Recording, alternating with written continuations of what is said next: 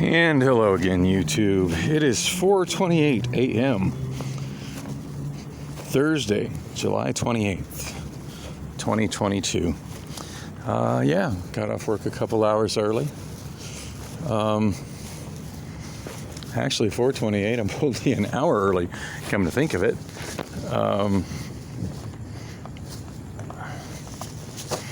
Actually, I got out a little bit earlier. I've just been sitting and chilling and talking with the maintenance guys, which I know quite a few of the maintenance guys, but not the ones I was talking with tonight. But those are the ones that all kind of rushed in to deal with my incident this morning.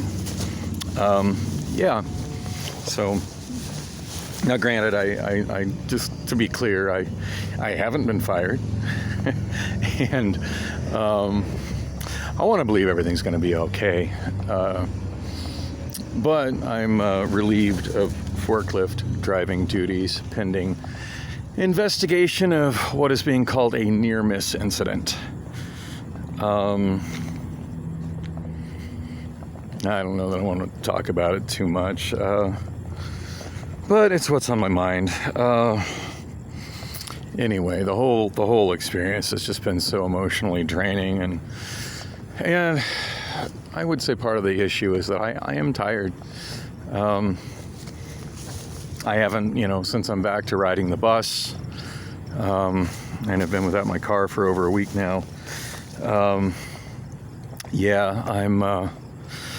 not getting enough sleep because the bus commute takes so much time, and I'm tired and frustrated. And then add the whole Priscilla stress on top of it, and how much that sleep I'm losing over that crap. It's pretty fair to say I was a little more tired than normal on the forklift tonight. I still feel like I was reasonably alert and doing okay, but doing totes and inbound. I did actually check out a scanning gun for loading trucks, but as it turned out, I never did load any trucks. At a couple points where I was considering working on loading trucks, there were a couple times where I got completely caught up on totes, and I considered working on loading and in the docks that were near. So I was working the tote docks, which are 333, 334, 335, and like the next work zone over, there was only one outbound truck there going to Portland, PDX something. But it was a truck going to Portland, but there wasn't really enough product in the loading zones ready to load, so it didn't make sense to start working on that one. And I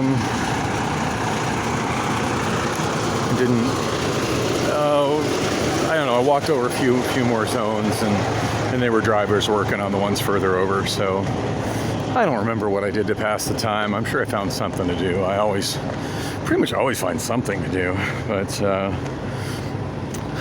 probably picked up and organized there was a pile. I remember now. Yeah, there was a pile of come-along straps on the ground, and then the tote full of come-along straps was inside an area that's designated on the floor that nothing's supposed to be into.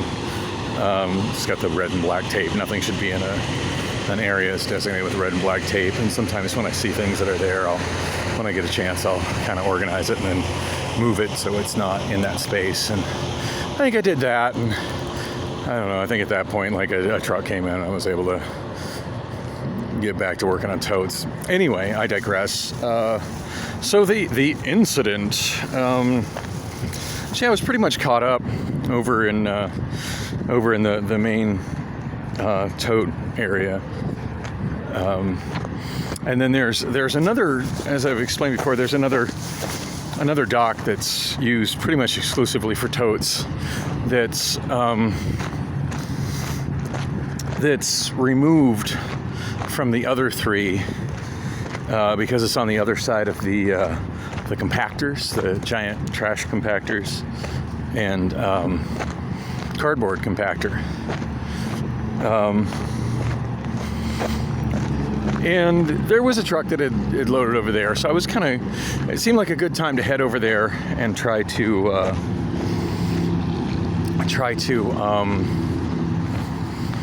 start working on that one.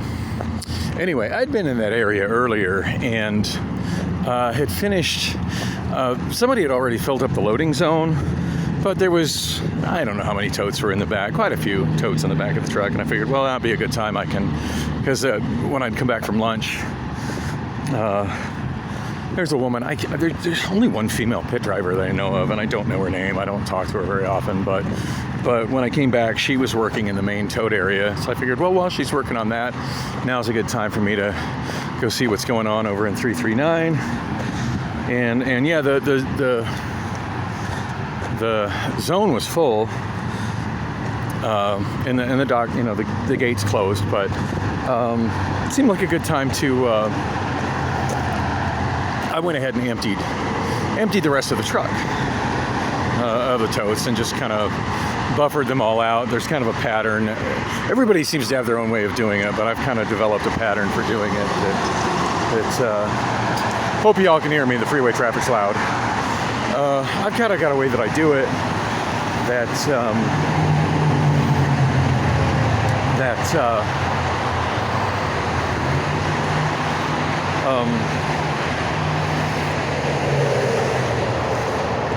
this, you guys probably can't see it. There's a cord, like a wire that hangs there. This has kind of been different since I've been taking the bus again. It's kind of an obstacle course trying to get up onto the bridge. It's a little bit easier than it was, to be honest, but it's still a little awkward. Anyway, yeah, so anyway, I'd unloaded those just fine. Now there was a pallet of lids in kind of an awkward place, really near the entrance where you come in from the pit road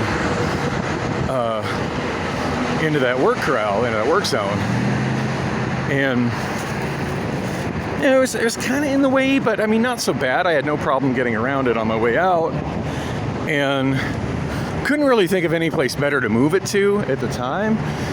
So I just left it there. I figured, well, deal with that later. Now, to be fair, I'm not the person who put it there. It was there when I'd come into that work zone before, but I did make it in and out without it being an incident. Anyway, when I was headed back to 339 to work on the new truck that was in 339,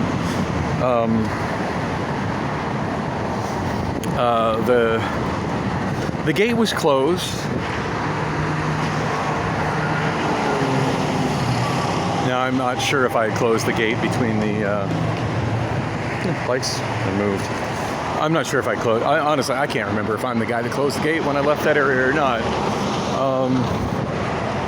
Pretty sure I did, actually. In fact, I'm positive I had closed it, because there's a way that is, as long as there's no working pit in the work zone, especially that particular work zone, because it's completely isolated from every other forklift work zone.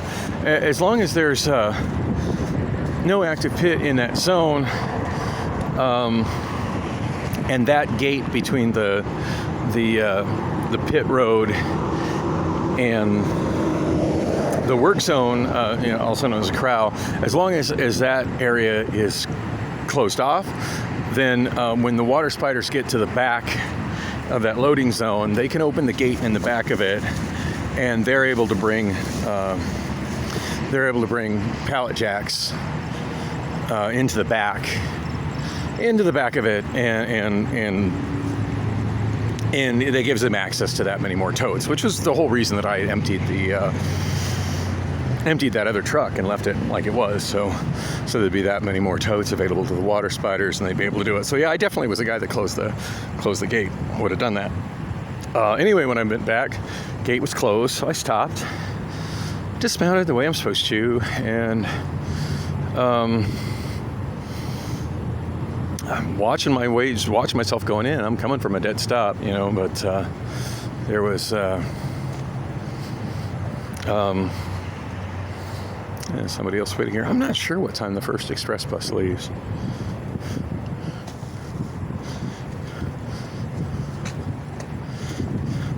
I probably should have looked at the app before I came here, but maybe the screen will say. Do you know when the first bus is? At 5:30. 5:30. Yeah, it's only 4:30. I don't think that's correct. I usually catch... Oh, no. I think she's right. Shit, I'm about to drop something out my back pocket here. All right, 4:39. Wow, she's waiting for a bus that doesn't leave till 5:30, and it's 4:39. Pretty sure the McDowell bus is running already. You know, I've decided that this iPhone without its touch sensor is just way too much of a pain in the ass to get into. I do not like the home button on the iPhone 7 versus the iPhone 6 home button. Don't like it at all. And I just have a hell of a time just even getting into this stupid thing.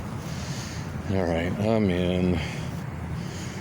Trying to find the Valley Metro app. Yeah, my Obama phone is still my primary phone right now. I've had this iPhone for a little bit. And it's nice to have access to my phone number again. And oh, son of a bitch. Oh, God, maybe it's stopping. Okay, hang on. God, I hope I catch this bus.